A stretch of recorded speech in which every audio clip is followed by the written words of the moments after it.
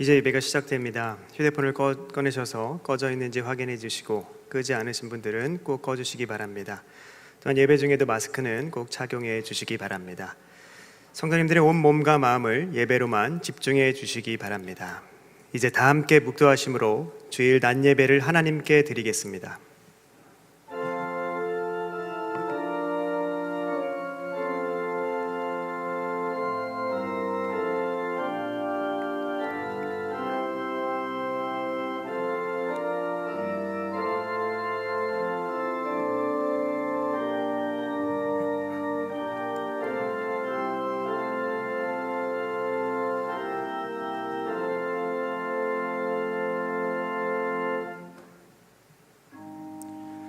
이스라엘아 들으라.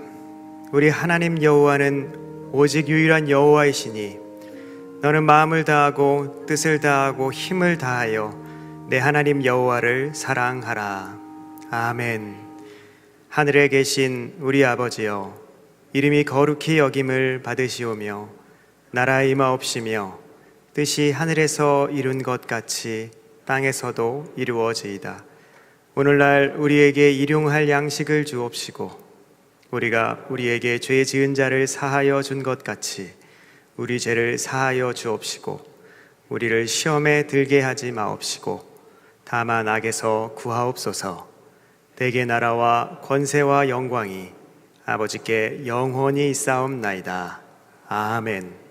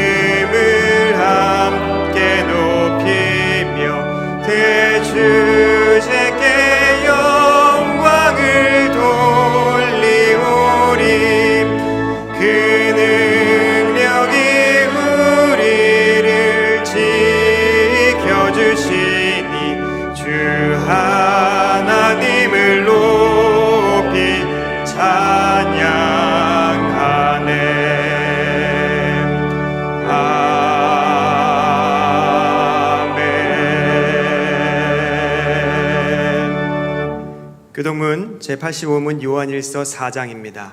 제85문을 함께 교독하겠습니다. 사랑하는 자들아, 우리가 서로 사랑하자. 사랑은 하나님께 속한 것이니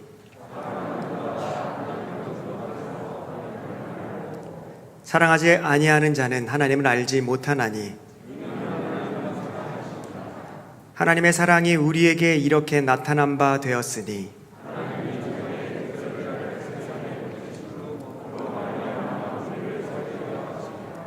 사랑은 여기 있으니 우리가 하나님을 사랑한 것이 아니요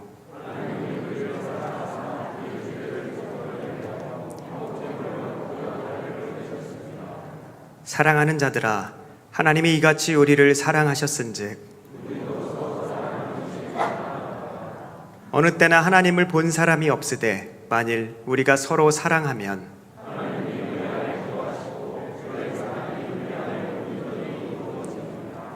아멘. 전능하사 천지를 만드신 하나님 아버지를 내가 믿사오며 그 외아들 우리 주 예수 그리스도를 믿사오니 이는 성령으로 잉태하사 동정녀 마리아에게 나시고 본디오 빌라도에게 고난을 받으사 십자가에 못 박혀 죽으시고 장사한 지 사흘 만에 죽은 자 가운데서 다시 살아나시며 하늘에 오르사 전능하신 하나님 우편에 앉아 계시다가 저리로서 산자와 죽은 자를 심판하러 오시리라. 성령을 믿사오며 거룩한 공회와 성도가 서로 교통하는 것과 죄를 사하여 주시는 것과 몸이 다시 사는 것과 영원히 사는 것을 믿사옵나이다. 아멘.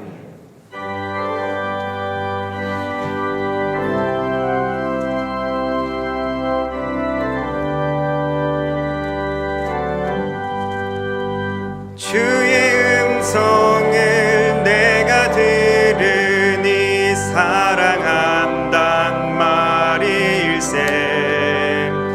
믿는 마음으로 주께 가오니 나를 영접하소서.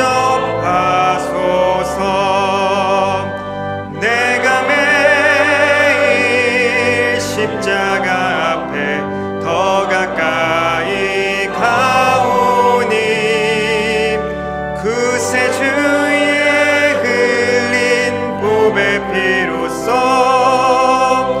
나를 정케 하소서. 주여 넓으신 은혜 베푸사 나를 받아주시고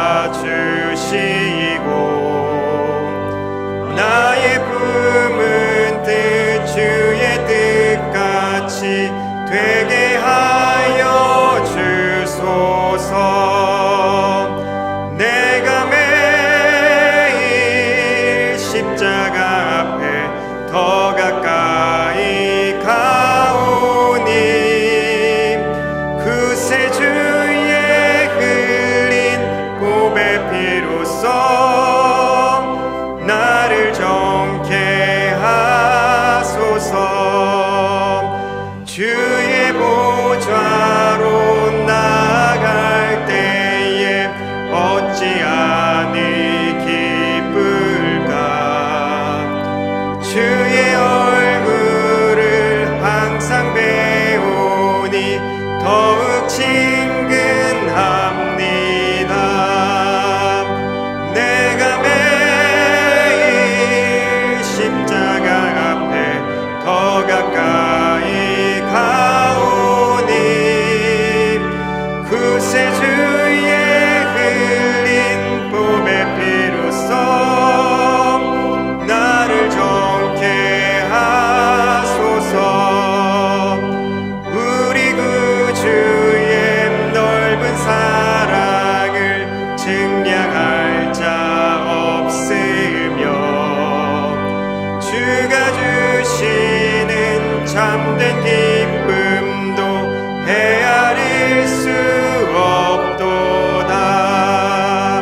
내가 매일 십자가 앞에 더 가까이 가오니 그새 주의 흘린 보배 피로써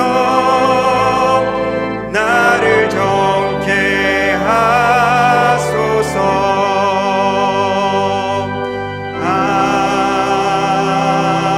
아멘.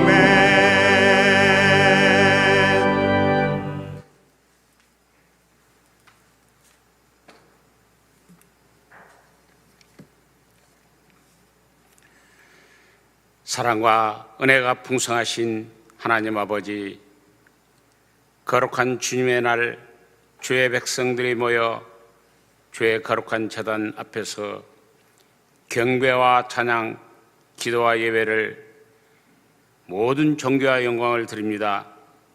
온 세계가 코로나로 인하여 어려운 가운데 있음에도 불구하고 이 시간 인내와 소망으로 모이게 하시고 예배드리게 하시고 찬송을 부르고 말씀을 들음으로 주의 영으로 충만하게 하심에 감사드립니다. 지금 이 시간 우리 주 예수 그리스도의 이름으로 예배드리는 모든 심령들 머리 위에 성령님의 기름 부음으로 지혜와 총명과 명철로 차고 넘치게 하여 주시옵소서. 주님, 어렵고 힘들었던 2020년이 2달 남았습니다. 올 한 해를 잘 마무리할 수 있도록 주님께서 앞으로의 2달을 인도하여 주시옵소서. 주님의 사랑과 은혜로 승리하는 한 주 한 주 되게 하옵시며, 하루빨리 코로나가 종식되어 마스크 없이 생활하던 이전의 평범하던 생활로 돌아갈 수 있도록 은혜 베풀어 주시옵소서. 오늘도 강단에 세우신 하나님의 사자 최영대 목사님을 기억하시어 기름 부음을 다하여 주시오며, 권능과 권세 입술로 생명의 말씀을 선포하게 하여 주시오며, 듣는 자마다 아멘으로 화답하여 이로부터 축복이 차고 넘치게 하여 주시옵소서. 부격자님들에게도 주의 사랑과 긍휼이 넘쳐 담임 목사님과 함께 교회를 위해 수고하며 애쓰는 그 손길들을 기억하시사 주께서 예배하신 축복을 더하여 주시옵소서. 임마누엘 찬양대원들의 찬양을 우리 주님께서 홀로 영광받아 주시옵소서. 오늘도 귀한 은혜와 영광으로 충만하여 주심에 감사드리며 이 모든 영광 홀로 받으시옵소서. 모든 것 감사드리며 예수 그리스도 이름으로 감사하며 기도 올리옵나이다. 아멘.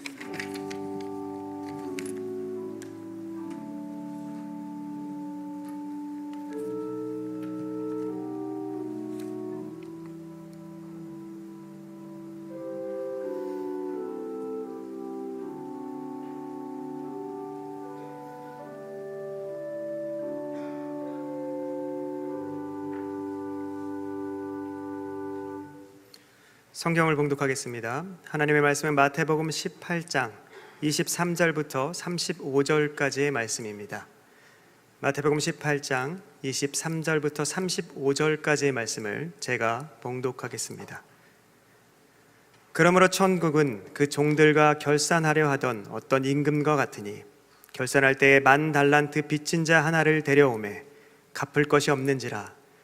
주인이 명하여 그 몸과 아내와 자녀들과 모든 소유를 다 팔아 갚게 하라 하니, 그 종이 엎드려 절하며 이르되 내게 참으소서 다 갚으리이다 하거늘, 그 종의 주인이 불쌍히 여겨 놓아 보내며 그 빚을 탕감하여 주었더니, 그 종이 나가서 자기에게 100데나리온 빚진 동료 한 사람을 만나 붙들어 목을 잡고 이르되 빚을 갚으라 하매, 그 동료가 엎드려 간구하여 이르되 나에게 참아 주소서 갚으리이다 하되 허락하지 아니하고 이에 가서 그가 빚을 갚도록 오게 가누거늘, 그 동료들이 그것을 보고 몹시 딱하게 여겨 주인에게 가서 그 일을 다 알리니, 이에 주인이 그를 불러다가 말하되 악한 종아, 내가 빌기에 내가 내 빚을 전부 탕감하여 주었거늘 내가 너를 불쌍히 여김과 같이 너도 내 동료를 불쌍히 여김이 마땅하지 아니하냐 하고, 주인이 노하여 그 빚을 다 갚도록 그를 옥졸들에게 넘기니라. 너희가 각각 마음으로부터 형제를 용서하지 아니하면 나의 하늘 아버지께서도 너희에게 이와 같이 하시리라. 아멘. 이제 임마누엘 찬양대원의 특성으로 하나님께 영광을 돌리겠습니다. 이어서 감사로 하는 결산이라는 제목으로 담임 목사님의 말씀 선포가 있겠습니다. 많은 은혜 받으시기 바랍니다.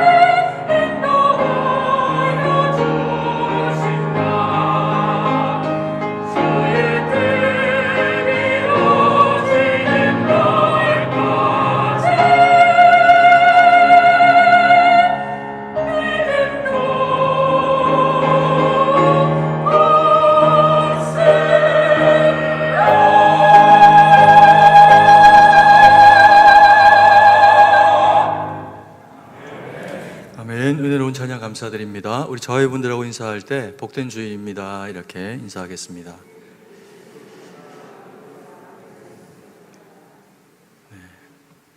다음 주면 이제 저희가 또 추수감사 주일로 하나님 앞에 보내게 되는데 그래서 본문을 좀 바꿔서 그렇게 추수감사절을 예비해서 말씀을 전할까 이렇게 하다가 또 해당하는 본문이 감사와도 직간접적으로 또 연관이 있는 그런 그 본문이어서 또 이 본문 가지고 함께 그렇게 은혜를 나누려고 준비를 했습니다. 오늘 우리가 읽은 이 본문의 말씀에 보면 우리가 너무나 잘 아는 그런 그 비유의 내용이 등장을 하게 됩니다. 1만 달란트 빚진 사람의 이야기죠.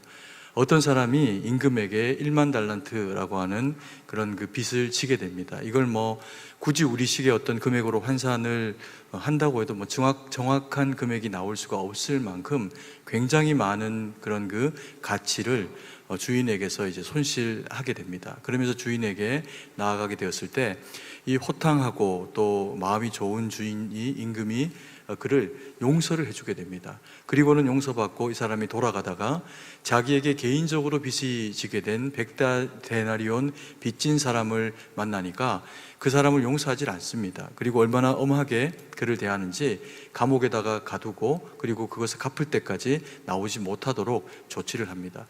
자기가 당한 그런 그 상황들을 보면 훨씬 더 많은 금액을 임금에게 빚을 지게 되었고, 그래서 임금이 첫 번째 내린 조치가 뭐였냐면 네가 이렇게 막중한 손실을 입혔으니 너를 그리고 또 너의 가족들, 아내와 또 자녀들까지 다 팔아서 노예 삼아서 일정 부분 그것을 변제하겠다라고 하는 첫 번째 계획을 가질 만큼 그렇게 이제 엄중한 그런 그 문책이 있었음에도 불구하고 또 그것을 용서받았음에도 불구하고 타인이 자기에게 저지른 그보다 가벼운 어떤 그런 그 형벌에 대해서는 용서해 주지 않는 것이 그게 악한 일이다 하여서 다시 이제 감옥에 갇히게 되는 그런 이제 우리가 익히 많이 들어서 알고 있는 그런 내용입니다. 그래서 용서받은 자는 무엇을 해야 한다는 겁니까?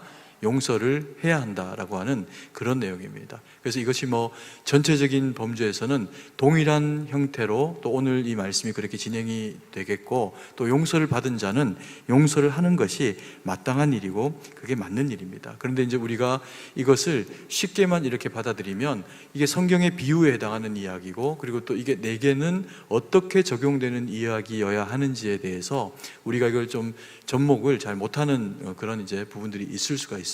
그래서 오늘 이 말씀을 통해서 이것이 구체적으로 어떤 한 비유이기는 하지만 예수님이 우리라고 하는 이 그리스도인들에게는 어떤 것을 요구하고 계시는 것인지에 대해서 구체적으로 한번 더 돌아보고 또 우리 마음에 새기는 그런 그 시간을 가지기를 원합니다.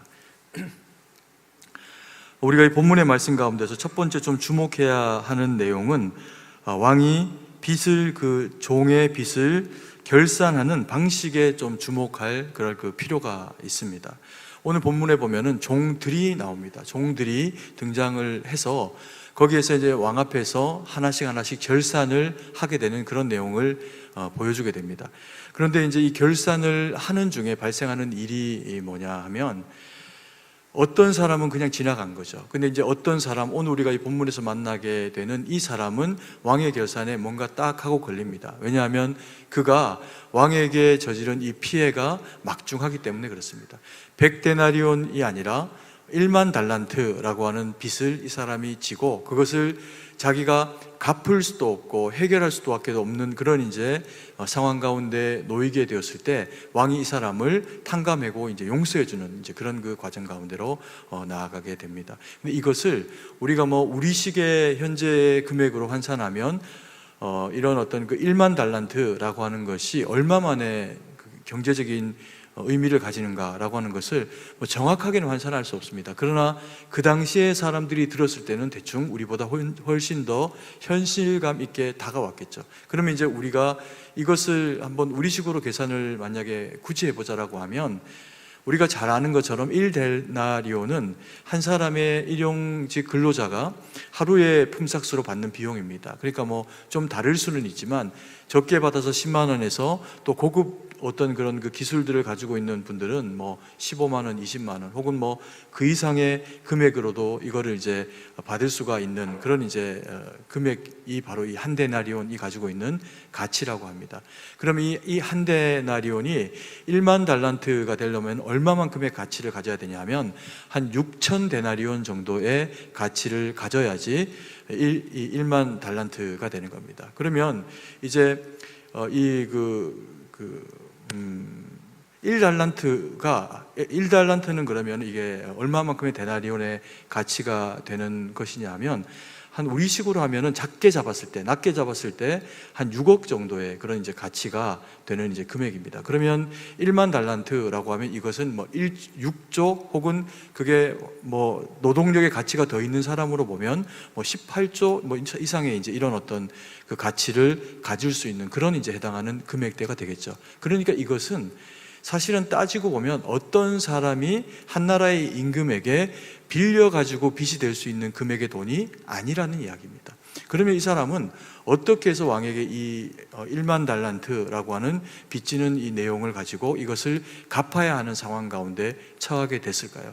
이게 한 사람이 빌릴 수 있는 금액이 만약에 아니라고 하면 한 사람의 종이 혹은 장관이 혹은 맡은 자가 왕에게서 받은 어떤 국고에 해당하는 어떤 중요한 일들을 감당을 해내다가 1만 달란트, 뭐 몇십 조에 해당하는 어떤 그 상황에 해당하는 사고를 내는 경우가 될 수가 있겠죠. 그래서 이것을 변제해야 되는 상황, 누군가는 책임을 져야 이게 해결이 되는 상황이 되었을 때의 상황과 굳이 이걸 이제 현실적인 상황에서 맞춰 본다라고 하면 그에 해당하는 내용이라고 그렇게 이제 볼 수가 있을 겁니다. 그러니까 이것은요, 어떤 금액에 대한 빚을 져가지고 그것을 변제하는 문제에 해당하는 것이 아니라 한 신하가 왕에게 그리고 그 나라에 지대한 피해를 입히는 어떤 상황을 발생했다라고 하면 이것은 굳이 금전적인 상황으로 환산하면 그렇지만 그것을 한마디의 말로 표현하면 이건 죄를 지은 겁니다.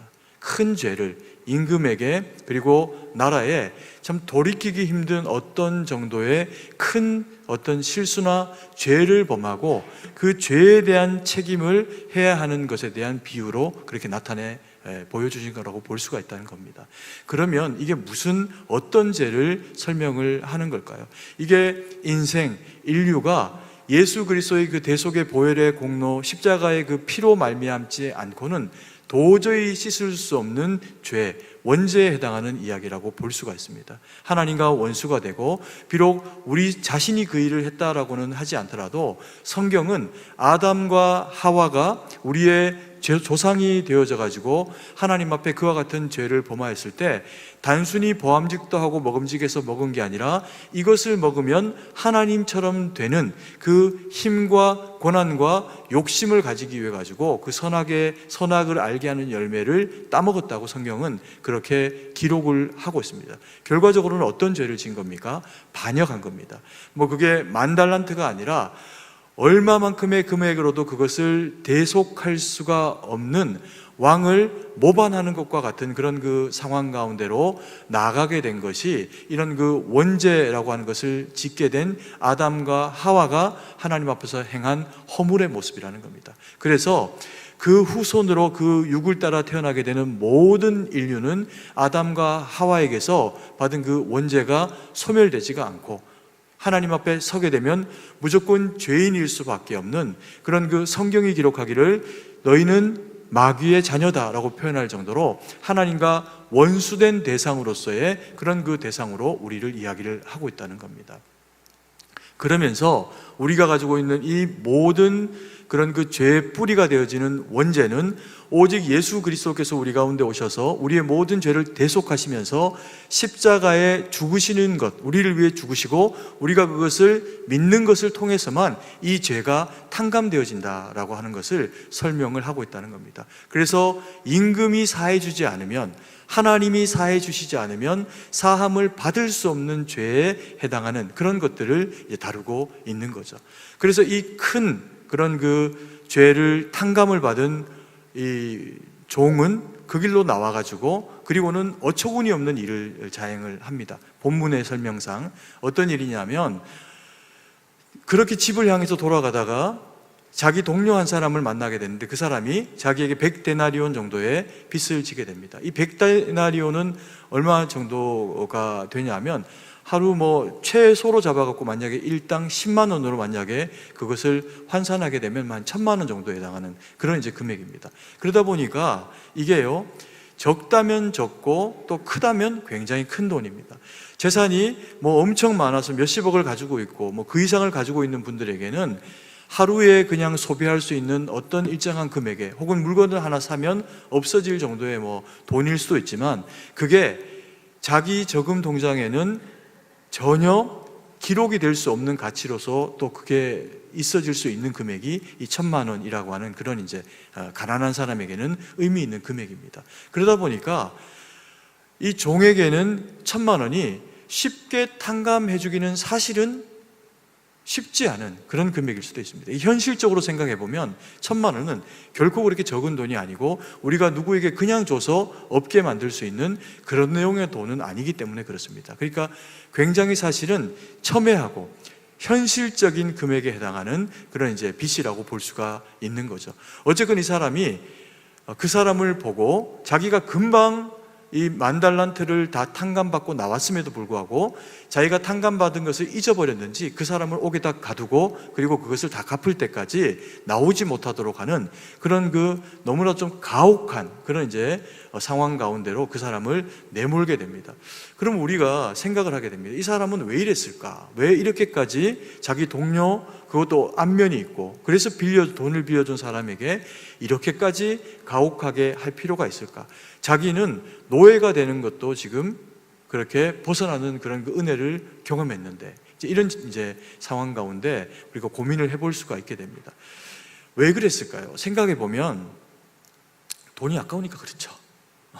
돈의 가치를 알고 그리고 자기가 어려움을 또 한번 당해보니까 돈이 더 가치가 있고 그리고 내가 10,000달란트 빚진 것과 저 사람에게 100데나리온을 받아야 하는 것은 별개의 문제라고 생각을 할 수가 있습니다. 왜요? 이건 그냥 하나는 너무 감당할 수 없는 은혜고 하나는 현실 가운데서 있어질 그런 일들이기 때문에 그렇습니다. 그러면 이 사람이 그런 이제 현실적인 상황 가운데서 그것을 자기에게 다시금 변제받고자 하는 그 마음이 생겨서 이것을 그렇게 진행했을 수도 있고 또 하나의 가능성은 뭐냐면요, 이 사람이 10,000달란트를 탕감받고 나니까 자기가 어떤 사람이 된 겁니까? 종이었고 그리고 10,000달란트를 빚진 자였고 그리고 나라에 피해를 입힌 사람이었음에도 불구하고 그 큰 금액을 탕감을 받고 나니까 자기가 어떻게 되어버린 겁니까? 그 정도의 가치가 있는 사람으로 되어버린 거죠. 10,000달란트를 탕감받았더니 10,000달란트를 탕감받은 은혜가 아니라 내가 10,000달란트 이상의 가치를 가진 대상이 되어버렸다는 겁니다. 이게 이제 우리식의 표현을 하면 어떤 의미가 될까요? 이게 그리스도인입니다. 그리스도인은 원죄라고 하는 그런 죄와 자범죄라고 하는 이 이중적인 어떤 죄의 구조를 가지고 있습니다. 그런데 이 원죄는 예수님 말고는 해결될 수가 없다니까요. 그래서 예수님이 그 죄를 해결해 주시니까 우리가 예수님으로 말미암아 구속되어지는, 죄가 해결되어지는 놀라운 은혜를 경험합니다. 그래서 주님은 우리에게 그리스도가 되시고 우리는 주님의 자녀가 되는 그리스도인이 되게 되는 은혜를 경험합니다. 그리스도인이 되면요 10,000달란트가 벗겨집니다. 그래서 더 이상 그런 원죄의 속박 가운데는 놓이지를 않습니다. 그리고 또 하나 우리에게 주어지는 거룩한 신분의 변화가 생기는데, 죄의 종, 마귀의 종, 그 신분에서, 죄인의 신분에서 하나님의 자녀가 되어지는 신분으로 바뀐다는 겁니다. 하나님의 유일한 독생자 되시는 예수 그리스도가 우리의 죄를 대속해 주시면서 우리를 하나님 편에서 양자 삼아 주시니까 우리가요 하나님을 두려워할 대상이 아니라 아버지라고 부르는 대상이 됐다니까요. 이게 얼마나 큰 은혜입니까? 그러다 보니까 우리의 마음 가운데 자존감이라고 하는 게 올라오면서 분명히 나는 그 10,000달란트를 탕감받은 죄인에서 시작된 의인이고 하나님의 자녀가 되었는데 앞에 건 다 옛날 이야기가 됩니다. 그리고는 나는 하나님의 거룩한 백성, 하나님의 자녀이기 때문에 그렇지 못한 대상과 나 사이에 뭐가 존재하게 될까요? 구별됨이 존재하게 되죠. 사실 그리스도인은 세상 가운데 거룩하게 살아가야 해서 그런 어떤 그 존재감으로서의 구별됨이 있어야 합니다. 그런데 그것이 다른 사람과 나를 인격적인 차별감을 두는 어떤 그 거리감으로 그것을 가지고 있는 것은 주님이 결코 원하시는 일이 아니라는 겁니다. 그래서 이제 이 사람이 그런 실수를 범하게 되면서 다시금 이 임금 앞에, 왕 앞에 서게 되는 그런 상황을 이제 가지게 됩니다. 이게 본인을 너무 특별하게 생각한 그런 경우가 될 수가 있겠죠. 근데 우리가 그래서 두 번째로 주목해야 될 일이 뭐냐면요, 왕의 결산은 한 번으로 끝나지 않고 비유해 보니까 몇 번째 이 결산이 있습니까? 한 번 더 결산합니다. 두 번의 결산을 당하게 됩니다. 첫 번째 결산을 하고 용서를 받고 룰루랄라 하고 그리고 집으로 돌아갑니다.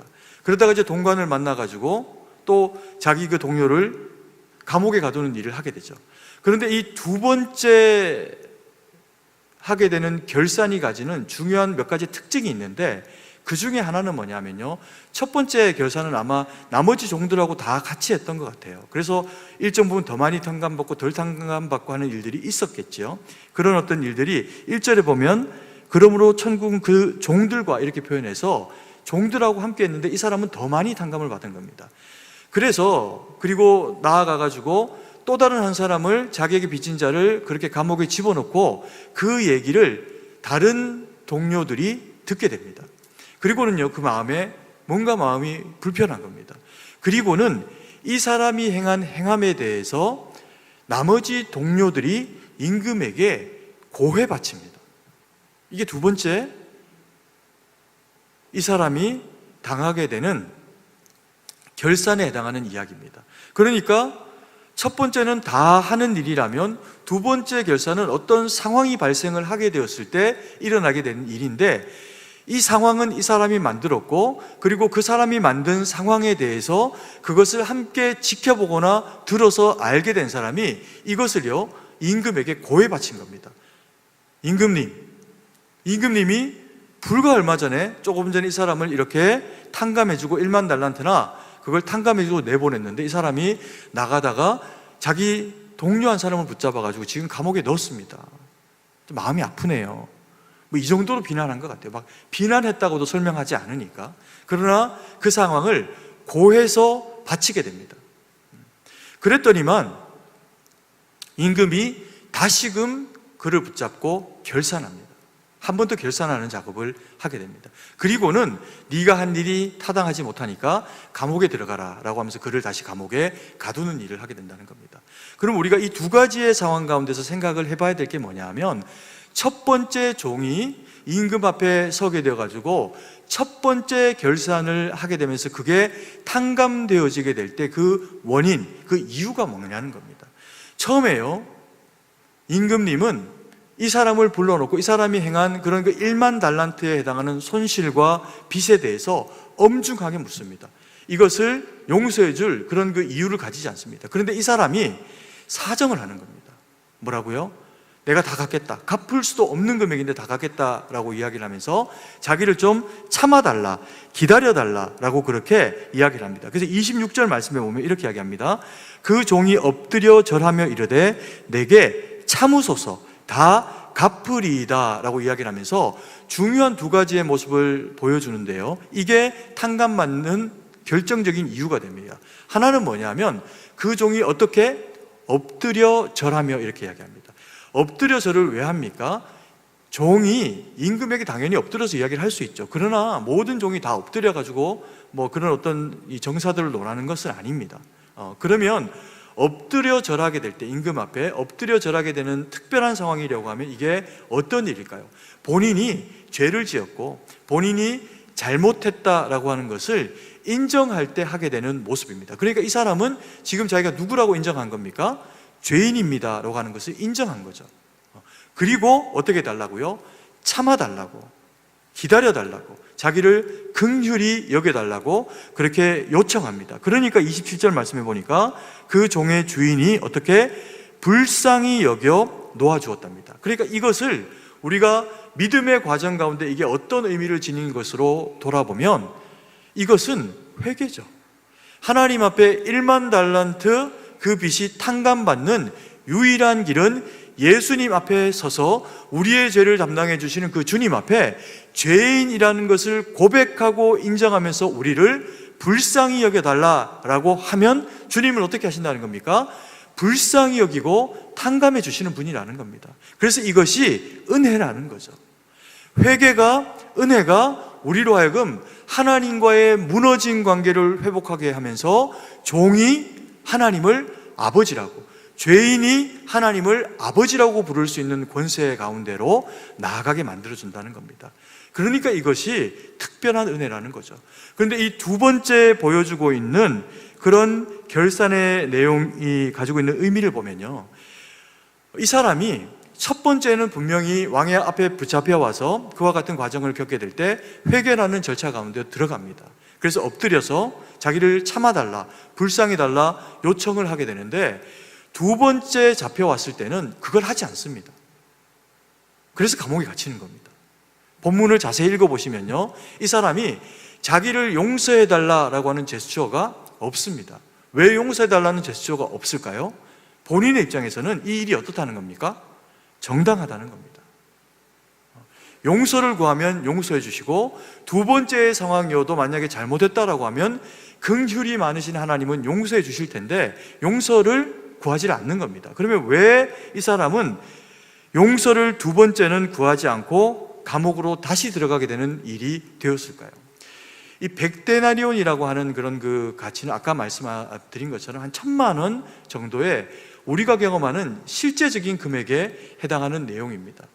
1만 달란트는 6조 이상에 해당하는 금액이고요, 100데나리온은 현실적으로 우리가 아까워할 수도 있고 또 가지고도 싶어하는 정도의 1,000만 원이라고 하는 그 금액일 때, 저 사람이 내게 있어가지고 그런 손실을 입힌 것은 내게 있어서 죄를 범한 거라는 겁니다. 그러니까 그걸 당연히 갚아야 하는 거라는 거죠. 그래서 그것을 갚을 때까지 감옥에다가 집어넣고 돌려받겠다라고 그렇게 작정을 한 겁니다. 그러니까 본인이 앞에 받은 그런 이제 용서는 깡그리 다 잊어버리고 현실적인 상황 가운데서 받아내야 할 것에 포커스가 맞춰진 거죠. 그래서 이것을 우리가 금액이라고 하는 걸로 보면 1,000만 원 정도일 수 있지만, 이것이 또 다른 의미에서 이 종이 또 다른 종에게 빌려준 돈이고요, 그래서 이것은 가까운 사람이 또 다른 가까운 사람에게 선의였든 무엇이었든 그 관계 가운데서 발생하게 되는 어떤 상황을 통해서 되어진 일이라는 겁니다. 이걸 우리가 이 시대를 살아가는 우리의 삶 가운데서 우리가 이걸 적용을 해보면요, 때로는 뭐 1,000만 원을 주고 1,000만 원을 돌려받거나 못 돌려받는 일이 실제로 생깁니다. 생각하면 괘씸하죠. 또 경우에 따라서는 좀 기다려주지라고 하는 그런 마음이 우리 가운데 생길 수도 있습니다. 그런데 이게 만약에 금액에 대한 부분의 문제가 만약에 아니고요, 누군가가 나에게 감정적인 손상을 일으키는 어떤 일들을 하거나 혹은 어떤 지위에서 그 사람이 행한 어떤 악한 일들 때문에 우리가 받게 된 어떤 불이익의 상황들이 우리에게 주어졌다라고 할 때 우리의 마음 가운데서는 분노라는 게 이끌어 올려가집니다. 그래서 용서를 하지 못하는 이유는요, 그게 내게 이익이 되어야 되는데 이익이 되지 못하는 아쉬움 때문에 용서를 못하는 것도 있지만, 경우에 따라서는 사실은 제일 어려운 용서되지 않음은 미움 때문입니다. 미운 생각이 들고 돈을 빌려줬는데 갚지 않으니까 밉고, 내게 감정적인 손상이나 내게 어떤 불이익을 끼쳤는데 그 불이익을 끼친 그런 그 상황을 생각하면 그게 미운 거죠. 그러면 우리의 마음 가운데서는 뭐가 일어나기 어렵습니까? 용서라고 하는 것이 실제로는 그렇게 일어나기가 쉽지가 않습니다. 1만 달란트 용서한 거는 하나님이 워낙에 큰 분이시고, 그러니까 하나님이시니까 나를 용서해 주신 거고, 이것은 상당히 개별적인 문제라는 겁니다. 이건 현실적인 일인데 이걸 어떻게 그렇게 쉽게 용서하고 탕감하고 그렇게 할 수 있단 말이야. 내가 얼마만큼 손실을 감당하고 이 일을 한 건데, 이제 손익분기점에서 이것들을 생각하는 경향들이 우리 가운데 많이 있을 수밖에 없다라는 겁니다. 이것은 교회 안에서 발생하는 감정적인 어떤 관계적인 문제일 수도 있고, 실제로 본문에서 이야기하고 있는 어떤 금액에 해당하는 부분들일 수도 있는데, 핵심은 사실은 돈이 아닙니다. 핵심은 사람과 사람 가운데 되어진 관계의 무너짐입니다. 이것을 회복하는 것이 뭐냐면 용서라는 겁니다. 그래서 용서를 해주고 용서를 받게 되면 거기가 어디가 될까요? 오늘 우리가 읽은 말씀에 그 단서가 있습니다. 23절 말씀, 중요한 말씀이니까 같이 한번 한 목소리로 읽도록 하겠습니다. 그러므로 천국은 그 종들과 결산하려 하던 어떤 임금과 같으니. 여기에 보면 임금도 등장하고 종도 등장하는데요, 그 배경이 어디냐 하면 따지고 보면 천국입니다. 천국은 이렇게 설명하니까요. 그래서 천국과 비유될 수 있는, 천국과 같은 나라의 천국을 다스리는 임금과 그 사이에 있는 종들에 대한 이야기입니다. 이게 일반적인 상황에 사실은 이야기가 아니라는 거죠. 하나님이 다스리시는 나라의 운행 법칙입니다, 이게. 그래서 하나님 나라의 법칙이 뭐냐면요, 1만 달란트를 용서했다라고 하면 1만 달란트보다 적은 것들은 어떻게 한다는 겁니까? 용서받은 자가 용서를 해주는 것이 이 나라의 법이라는 겁니다.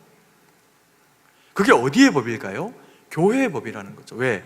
교회는 천국이고 교회는 천국의 모형이며 교회는 하나님 나라의 모형이기 때문에 그렇습니다. 그래서 교회는 미워하면 안 됩니다.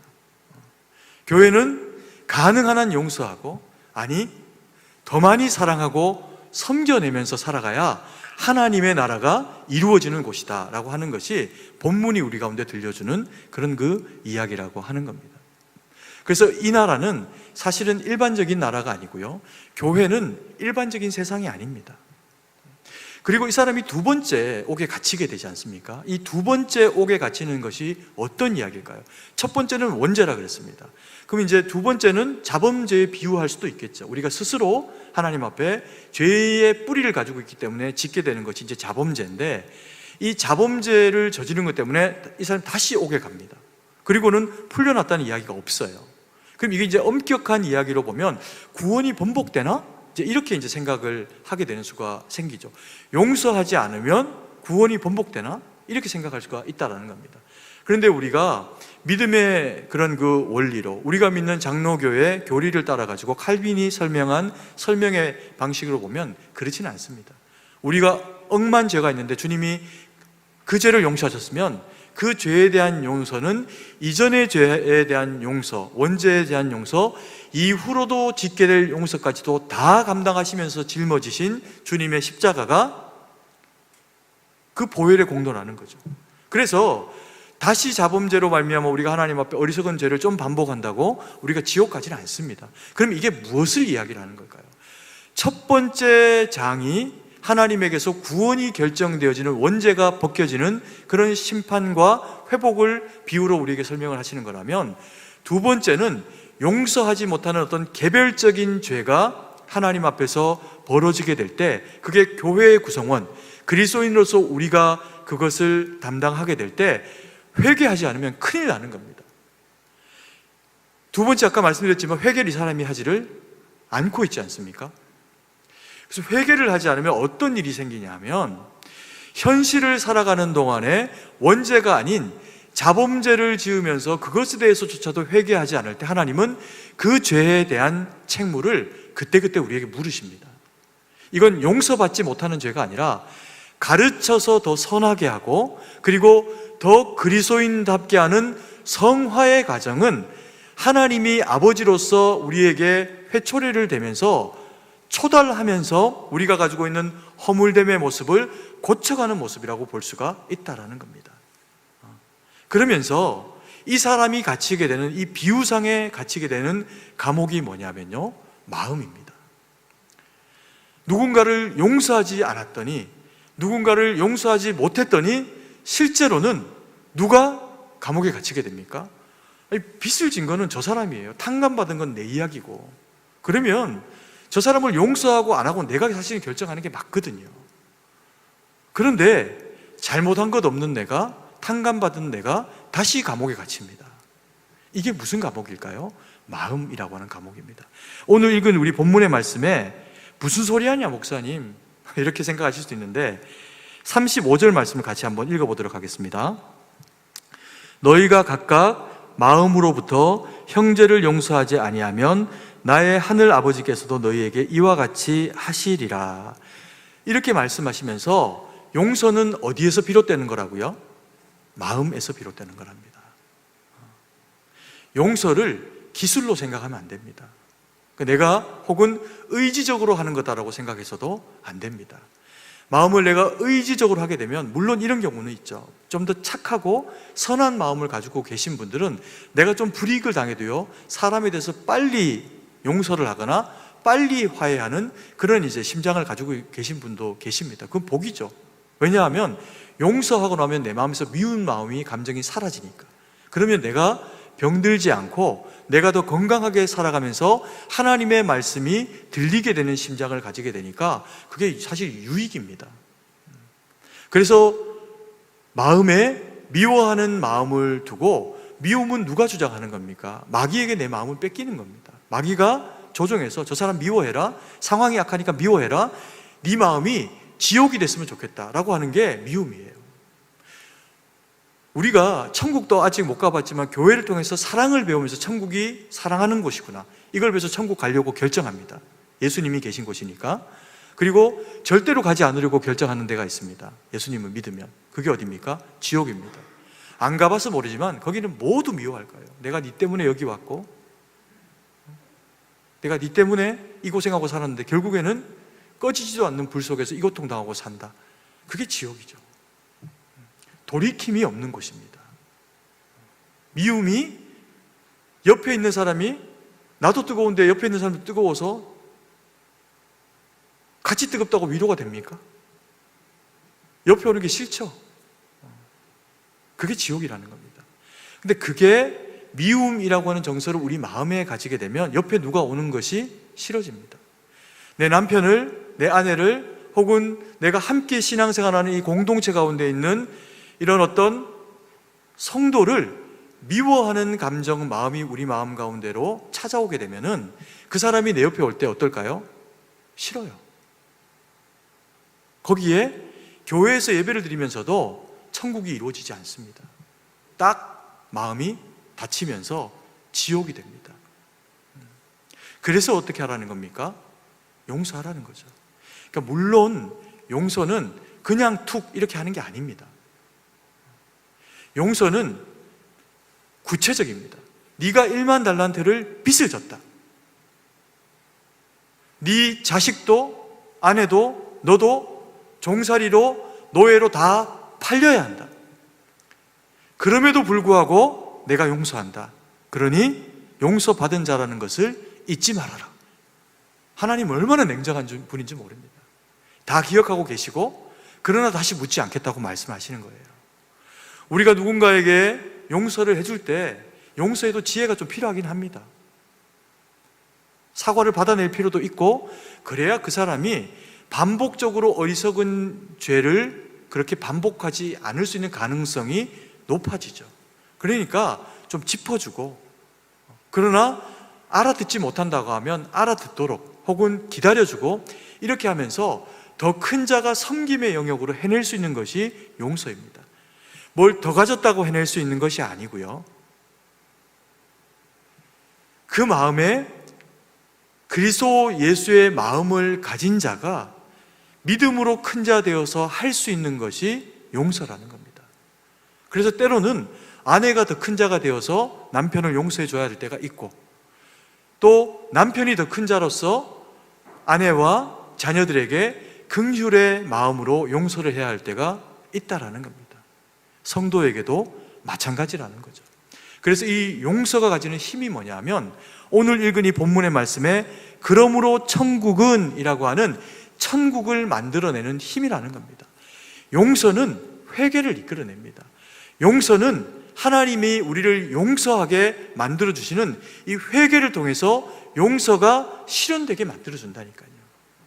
그리고 이 용서는 미워하고 싶은 대상을 용서하는 계기를 통해서 형제로 맞아들이게 되는 실제적인 기회가 됩니다. 그래서 교회는 용서하고 용서받고 사랑하고 사랑하는 자들이 넘쳐나야 하는 공동체가 바로 이 승동교회 공동체여야 한다라는 거죠. 그러면서 이게 이 용서가 그래서 이렇게 중요한 건데, 용서에 대한 성경이 우리에게 레시피를 제시합니다. 맛있는 음식을 먹으려고 하면 요리사가 만들어주는 음식이 아무래도 맛있겠죠. 그들에게는 특별한 레시피가 있습니다. 이 용서도 잘해야 하고 고급지게 해야 하고 그리고 또 지속적으로 해야 하고 내 마음에 손실이 나지 않도록 해야 한다는 겁니다. 그럼 이제 용서를 진짜 잘해야 되죠. 제가 아는 어떤 한 집사님 중에 이전 교회를 섬길 때요, 저하고 함께 이제 그 단기 선교를 인도네시아로 갈 때 함께 가셨던 분입니다. 이분이 이제 경기도 광주에서 비누 공장을 좀 이제 크게 하시는 그런 그쪽에서는 좀 유명한 분이세요. 제가 전화를 그분이 받는 것도 들으니까 이렇게 막 LG화학 이런 데서도 전화가 오는데 거절하시더라고요. 아니, 난 못 만들겠다. 왜? 내가 만드는 이 원료로는 그거 못 맞춰낸다. 내 길 가겠다. 이렇게 하시면서 대기업하고 안 하시더라고요. 그러면서 이제 자기 길을 가시는 분인데, 이분이 어떤 분이냐면 우리나라의 이제 천연비료라고 하는 그 원료를 초기에 거의 처음 생산한 분입니다. 그러다 보니까 이 베이스를 진짜 좋은 걸 잘 만드셨고, 그리고 이 베이스 만드는 기술을 다른 사람에게 전수해 주신 분이에요. 그러면서 이게 이제 전수 받은 사람들이 비누 공장을 하고 또 그다음에 천연비누 만드는 그런 이제 이게 강자들도 이렇게 하면서 초기에 이제 그분들이 부자가 많이 됐습니다. 그러면서 사업이 잘 되신 거죠. 그리고는 물건을 이제 주고 또 그렇게 하는 과정 가운데서 자기 물건을 가지고 가시는 분들이 이제 덩어리가 점점 커지니까 이제 어음을 주고 가시는 경우들이 생기더랍니다. 그러면서 이제 그 어음을 받고 물건을 줍니다. 그러고는 이제 이분은 자기는 마음이 정직하니까요, 남에게 그렇게 못하는 겁니다. 어음으로 못 주고 본인은 현금으로 주고 재료를 사가지고 오는 겁니다. 그리고는 이게 이제 일정 기간 동안 계속해서 좀 어느 영역 가운데서 반복이 되다 보니까 이제 이 공장을 더 이상 끌고 갈 수 없는 상황이 돼버린 거예요. 왜냐하면 수입이 없는 것도 아닌데 본인은 계속해서 빚이 지고, 그리고 남만 잘 되는 결과가 초래가 되니까 어음만 이만큼 쌓인 겁니다. 마음에 막 분노가 생기신 거예요. 몸이 막 병이 날 지경으로. 그리고 또 그러면서 공장에 올라가서 지붕을 고치다가 떨어져가지고 이게 막 골절도 되고 막 이렇게 하시면 이제 엄청나게 이제 몸도 마음도 상하게 되는 이 과정 가운데로 이분이 이제 들어가시게 됩니다. 그런데 이분이 그걸 회복하는 기회를 가집니다. 사람이 물질을 잃게 될 때 이게 적게 잃는 게 아니죠. 사실은 많이 잃는 건데, 그 많은 것들을 손실하면서 무언가 얻는 것이 없다라고 하면 그것은 진짜 큰 손실이라는 거죠. 그러면 무엇을 그 고난 가운데서 우리는 얻어야 할까요? 많은 경우에 그리스도인들은요, 이 고난 가운데서 은혜라고 하는 것을 경험합니다. 그때 이제 진심으로 내가 예배를 드리는 예배자가 되어야 되겠다라고 하는 생각을 비로소 이제 하시게 된 거예요. 그러면서 교회로 돌아오고 예배자로 서고 예배를 드릴 때마다 자꾸 은혜를 받는 거죠. 자기가 원하는 것도 아닌데 눈물이 나고 하나님이 자꾸 말씀하시면서 본인의 생각을 자꾸 수정하여 고치시는 겁니다. 그러면서 그 은혜가 쌓이고 은혜가 쌓이고 은혜가 쌓인 어느 날 이 집사님이 마음에 결정을 한 겁니다. 그리고는 집으로 돌아와서 공장으로 가가지고 받아놓은 어음이 이만큼이었답니다. 그 어음을 가지고 난로 앞에 가가지고 그걸 한 장씩 태웠답니다. 불에다가 던진 거죠. 몇 천만 원, 몇 백만 원부터 시작해서 억도 있었을 것이고, 그렇게 그것을 던져놓으면서 눈물이 나죠. 왜냐하면 그게 본인이 고생한 세월에 대한 그런 사실에 해당돼서 돌아와야 될 그런 재화잖아요. 근데 이걸 한 장을 태우고 두 장을 태우고 세 장을 태우면서 마음속에서 설명할 수 없는 은혜라고 하는 것이 올라오더랍니다. 그러면서 이분이 그걸 그렇게 태운 이유를 본인도 알게 된 겁니다. 돌려받을 수 있는 길을 차단해 버린 거죠.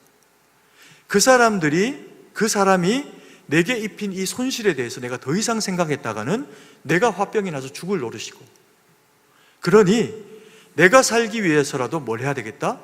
용서해야겠다. 이렇게 생각을 하면서 그걸 다 태워버리고 혼자 빚을 다 탕감해 준 겁니다. 그리고는 기쁨의 감사의 감격의 눈물을 흘리면서 하나님 앞에서 진짜 주님의 긍휼하심이 아니면 진짜 죄인이 될 판이잖아요. 기업이 빚더미에 앉게 됐으니까. 놀랍게도 하나님이 그날부터 일을 하시더래요. 이분이 비누와 관련돼 가지고 이제 이런 일들 하면서 뭐 개발도 여러 가지를 많이 해놨습니다. 그런데 이제 놀라운 것은 뭐 어떤 제품을 하나 개발하면서 이거는 대박날 제품이다라고 하면서 이 대한민국 최초로 무슨 새 목욕을 하는 가루비누를 이분이 만드셨는데 그런 거는 안 팔리고, 뭘 만들어서 저기 구석에 박아놨던 걸 뭐 어떤 분이 한 분씩 찾아와서 하면서 혹시 이런 거 있으세요? 혹시 이런 제품 있습니까? 이렇게 물으면서 생각지도 못하던 자기가 예전에 만들었던 물품들이 팔리면서 재고가 다 날아간 겁니다. 다 소진이 된 겁니다. 그리고는 그쪽에서 진짜 유명한 분이 되신 거예요. 베이스를 얼마나 좋은 걸 만들었냐 하면, 그분이 그 장기 선교를 가서 아이들, 그 인도네시아 아이들 사진을 다 받아가지고, 교회에 있는 아이들 받아서 그 베이스에다 넣어가지고 비누를 만들어서 이제 애들에게 나눠줬는데, 비누를 세수를 하기 위해 갖고 이렇게 베이스를 만지면요, 머리까지 감고 몸까지 다 씻을 정도로 거품이 풍성이 일어나는, 뭐 이전에는 경험해 보지 못한 그런 신비로운 비누였습니다. 그러니까 그러다 보니까 이게 아는 데는 이게 날개 돋친 듯이 막 팔려간 겁니다. 그러면서 이분이 기업도 다시 살아난 거예요. 그리고는 모든 것이 다 하나님의 은혜다라고 그렇게 생각하시면서 매년 아프리카로, 그리고 또 교회에서 가는데 이렇게 해서 한 2군데 3군데를 기회만 되는 대로 휴가를 가는 게 아니라 단기 선교를 가는 그런 이제 삶을 이분이 살아가시는 분입니다. 제가 무엇을 말씀드리고 싶은 거냐면 이걸 실현한 분이죠. 100데나리온 빚진 자를 불러다가 뭐 탕감하지도 않고 그냥 탕감해 줘버린 겁니다. 그랬더니만 마음에서 하나님의 천국이 이루어진 거죠. 그리고는 그렇게 했으니, 순종했으니 하나님의 통치 가운데, 하나님의 역사하심 가운데로 들어가게 된 겁니다. 제가 아까 말씀드렸죠. 용서에도 고급진 용서는 레시피가 필요하다고.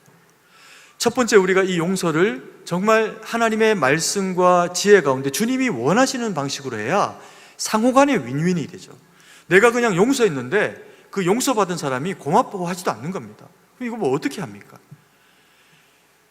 지혜롭게 용서를 해야 하고 그 사람의 입장에서도 용서를 해야 되는데, 그러기 위해서는 우리가 더 믿음으로 담력으로 가득 채워져야 합니다. 그래서요, 제대로 된 용서를 감당해내기 위해서 우리의 영적 레시피로 있어야 되는 게 뭐냐 하면 은혜라는 겁니다. 은혜를 받아야 됩니다. 예배를 통해서, 말씀을 통해서 하나님의 음성을 사모하고, 기도를 통해서 하나님의 일하심을 기대하면서 주님의 은혜를 구하셔야 됩니다.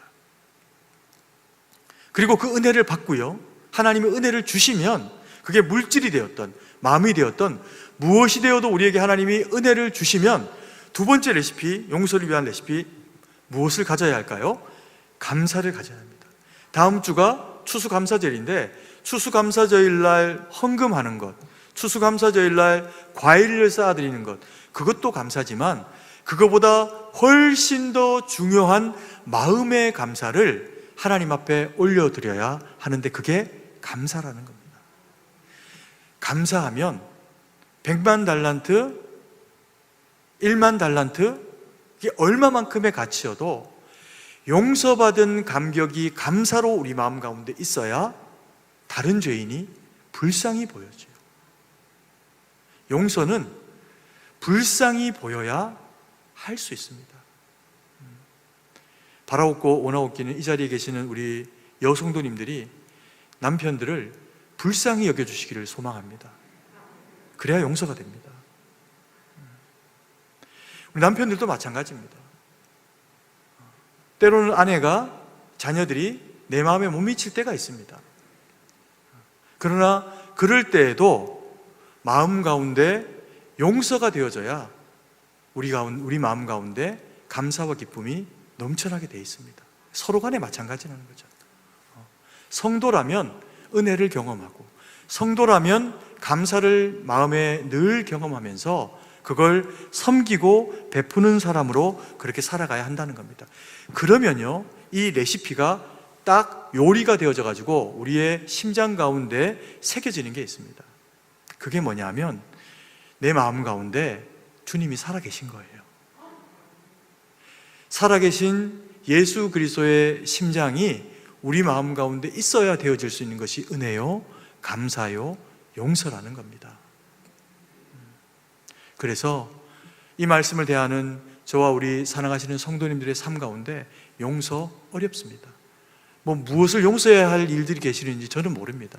그런데 되게 놀라운 것은요, 이 본문이 지금 한 3, 4주 계속해서 중요한 핵심 어떤 그 주제는 뭘 이야기를 합니까? 결과적으로는 항상 용서를 이야기를 합니다. 복음서의 내용은. 왜 그럴까요? 복음은 용서거든요. 성경의 이야기는 죄인으로 시작해서 심판으로 끝나야 될 인생이 죄인에서 아들로 말미암아 자녀가 되어져서, 그래서 용서받고 살아가서 하나님 나라에 입성하게 되는 이야기가 신앙의 이야기입니다. 그래서 복음은 이퀄 뭐가 됩니까? 용서가 됩니다. 저와 우리 사랑하신 성도님들이 다 용서받은 대상이다 라고 하는 것을 마음에 새기시면서 부담스러우셔도, 당장 용서를 못해도 기도하십시오. 당장 마음에서 다 해결이 안 돼도, 살다 보면 누군가를 미워하고 싶은 마음이 생겨도 그때 나를 위해서 용서하십시오. 왜요? 안 그러면 내가 그 감옥, 마음이라고 하는 감옥에 갇히게 됩니다. 내가 그 마음이라고 하는 감옥 가운데 갇히게 되면요, 얼굴이 어두워집니다. 하나님과 늘 함께 우리의 이 마음을 감옥이 아니라 천국으로 만들어내시면서 주님 앞에 존중이 여김받고 주님께 칭찬받고 하나님 영광 돌리는 저와 우리 사랑하시는 성도님들의 믿음의 삶이 되기를 간절히 소망합니다. 기도드리겠습니다. 사랑의 아버지 하나님, 은혜와 사랑을 감사드립니다. 하나님, 억만 죄악 가운데 만달란트 빚진 바 되어져서 영벌 가운데로 들어갈 수밖에 없었던 저희를 아버지 하나님 그 사망 권세에서 일으키시고 우리를 주의 빛되고 소금된 생명의 자녀로 살려내신 것을 감사드립니다. 하나님, 살아가면서 때로는 우리의 마음이 아버지 하나님 싸움 때문에, 또 불이익한 부분들 때문에 하나님 미움과 그리고 지옥 같은 상황으로 갇히게 될 때가 있습니다. 아버지 하나님, 그것이 구원과는 상관없는 일이라고 하더라도 그 모든 문제들을 주님 앞에 가지고 나가서 더 이상 마음에 갇혀있지 않고 하나님의 말씀과 뜻 가운데 바로 서서 하나님이 영광 돌리는 믿음의 삶이 될 수 있도록 저희를 주장하시고 이끌어가 주시고 은혜로 역사하여 주시옵소서. 하나님, 우리는 힘이 없습니다. 주신 말씀대로 용서가 되려고 하면, 사랑해 내려고 하면, 미워하지 않으려고 하면 주님 은혜 주셔야 됩니다. 내 마음보다 더 큰 하나님의 은혜와 주의 말씀이 우리의 심령을 주장해서 나는 미워하고 싶고 나는 주장하고 싶지만 주님이 말씀하시는 그 말씀으로 용서해라, 그게 네가 사는 방식이다 라고 하신 그 말씀에 순종되어져서 하나님 해넘어가서 아버지 하나님 미워하지 않고 다툼은 해지기 전에 결정하며 화해하며 주님 영광 돌려서 참 행복으로 주님 앞에 복된 천국을 이루어내는 믿음의 삶이 종이나 우리 승동교회의 모든 성도님들 가운데 이루어질 수 있도록 역사하여 주시옵소서. 주님께 모든 것을 의지하고 감사드리며 살아계신 주 예수님 이름으로 기도드립니다. 아멘.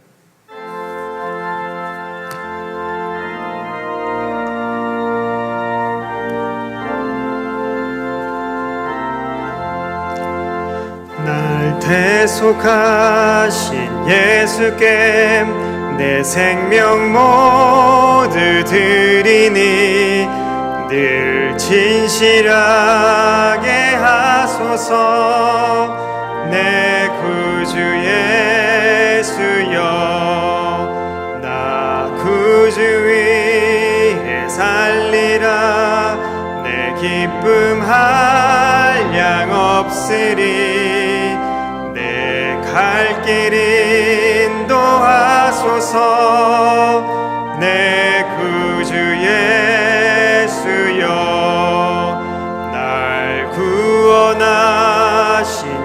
예수를 일평생 의지하오니 날 영접하여 주소서. 내 구주 예수여, 나 구주 위에 살리라. 내 기쁨 한량 없으리. 내 갈 길 인도하소서. 내 구주 예수여, 주 십자가에 달리사 날 자유하게 했으니 내 몸과 마음을 주 위에 다스게 하소서. 나 구주 위에 살리라. 내 기쁨 한량 없으리. 내 갈 길 인도하소서. 내 구주 예수여.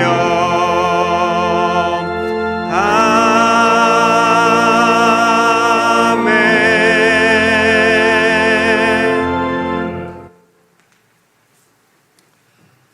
사랑과 은혜가 풍성하신 아버지 하나님, 은혜와 사랑을 감사드립니다. 우리를 죄악 가운데서 건지시고 주의 거룩한 백성 삼으셔서 귀한 예물 주님 앞에 올려드리게 하시니 감사드립니다. 이 예물이 쓰이는 곳에 주의 거룩한 은혜와 능력만 나타나도록 역사하여 주시옵소서. 하나님, 이 나라가 주의 백성들의 모임입니다. 하나님, 이 나라가 서로 미워하고 서로 반목하고 아버지 하나님, 그래서 서로 적이 되어서 하나님 서로를 먹으려고 덤벼드는 나라 되지 않도록 도우셔서 아버지 하나님, 이 땅의 정치이든 경제이든 어떤 영역이든 서로가 서로 세워내며 서로가 서로를 살려낼 수 있는 아버지 하나님, 그런 이 나라, 이 백성 될 수 있도록 도우셔서 하나님, 이 나라가 주님 올 때까지 귀하게 쓰임받는 나라 될 수 있도록 역사하여 주시옵소서. 하나님, 정치가 좌우가 나뉘어져서 아버지 하나님, 정서적으로 아버지 하나님 서로가 서로를 적으로 대할 것이 아니라 그 가운데 믿음의 사람들이 지혜로 일어나게 하셔서 형제가 형제를 세워내는 일로 서로가 서로를 바라볼 수 있는 나라가 될 수 있도록 은혜를 베풀어 주시옵소서. 하나님, 이 나라가 허리가 잘렸습니다. 아버지 하나님, 전혀 다른 정치적인 상황과 아버지 하나님 참으로 그 모습 가운데도 주님이 함께하여 주셔서 하나님, 이 대한민국이 어떻게든 지혜롭게 실력 있게 그리고 아버지 살아낼 수 있도록 섬겨내고 끌어안을 수 있도록 주여 도우셔서 이 자유 대한민국이 아버지 하나님 믿음으로 말미암아 자유로 말미암아 하나님 통일을 경험할 수 있도록 역사하여 주시옵소서. 하나님, 이 땅에 많은 아버지 하나님 기업들과 또 아버지 여러 아버지 하나님 문화적인 그런 그 영역들 가운데도 믿음의 사람들을 세우셔서 거룩하게 일하게 하시고 하나님, 그래서 아버지 이 땅이 어떤 영역이 되어졌건 하나님 우리 다음 세대들 가운데도 아버지여 참으로 그리스도의 빛되고 소금된 나라로 물려줄 수 있도록 하나님 그 모든 영역 가운데 주님 개입하시고 믿음의 사람들을 통해서 선히 역사하여 주시옵소서. 오늘 이 자리 가운데 함께하지 못한 믿음의 백성들이 있습니다.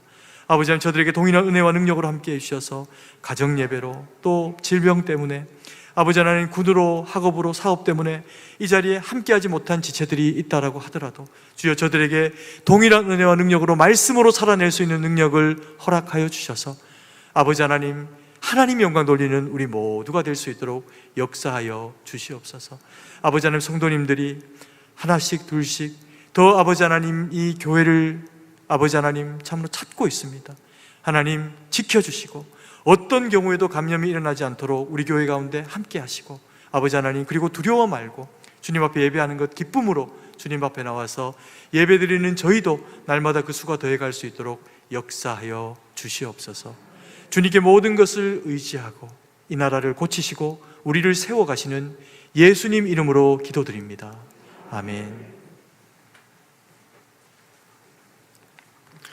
교회 소식을 알려드립니다. 코로나19로 인해서 예배를 계속 다음과 같이 조정하고 있사오니 양해 협조 부탁드립니다. 주일 예배는 1부부터 3부 예배까지 정상적으로 드립니다. 단 실시간 인터넷은 2부 예배만 송출합니다. 교육부서 예배 또한 11시에 정상적으로 드리는데 교육부서 예배는 실시간 송출하고 있습니다. 3일 밤 예배와 금요 기도회와 새벽 기도회는 정상적으로 드립니다. 단 저녁 예배 및 각종 모임은 당분간 계속 중단합니다. 추후 변경사항은 문자 및 홈페이지에 공지하도록 하겠습니다. 추수감사주일 예고입니다. 다음 주일인 11월 15일 주일은 추수감사주일입니다. 한 해 동안 하나님께서 베풀어 주신 그 하나님의 은혜를 세어보며 하나님께 정성을 다해서 감사를 올려드리는 감사주일이 되기를 바랍니다. 온라인 성경 공부가 매주 목요일마다 진행 중에 있습니다. 이번 주는 갈라디아서입니다. 강의 영상은 오전 10시 이후에 승동교회 유튜브에 게시될 예정입니다.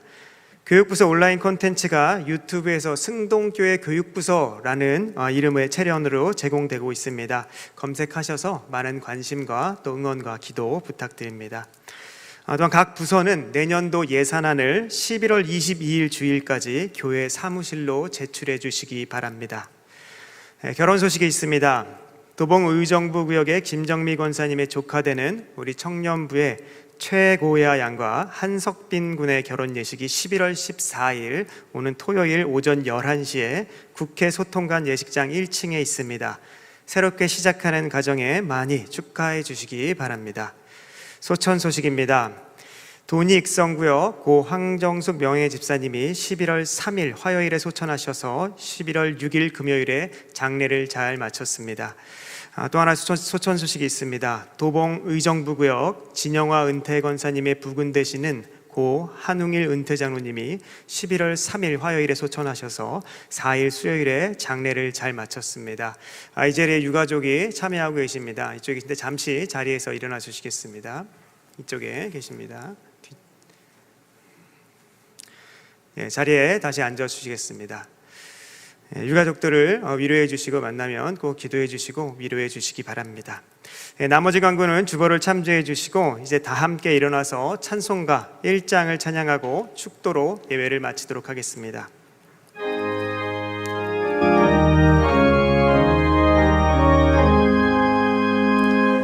만복의 근원 하나님 온 백성 찬송 드리고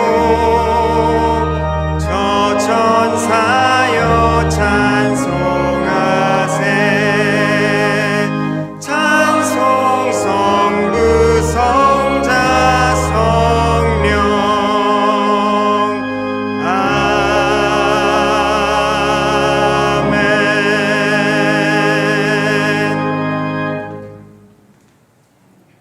이제는 우리 구주 예수 그리스도의 구속의 은혜와 무한하신 하나님 아버지의 사랑하심과 성령의 위로교통 충만하심의 은혜의 역사가 주님 앞에 머리를 숙이고 죄인되나 의인됨으로 구속된 하나님의 거룩한 권세 가지고 사랑으로 주의 말씀에 순종하며 용서하며 섬겨내며 하나님 영광 돌리며 살아내기로 결정하며 다짐하는 주의 거룩한 백성들 머리 위에 이제로부터 영원토록 함께 계실지어다.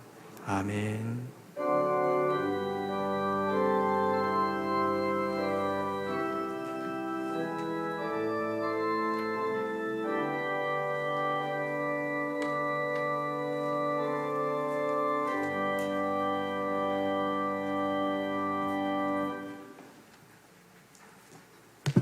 찬송가 405장 1절과 3절 찬양하겠습니다. 405장입니다.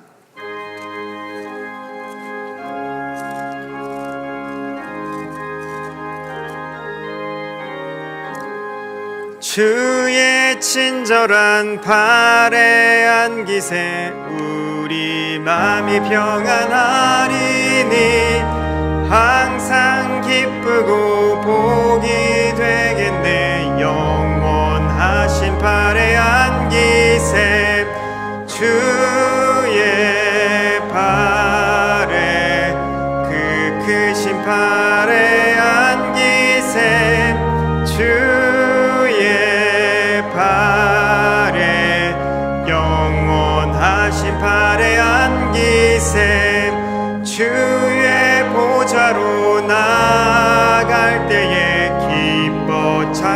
소리 외치고 겁과 두려움 없어지리니 영원하신 팔에 안기세 주의 팔에 그 크신 팔에 안기세 주의 팔에 영원하신 팔에 안기세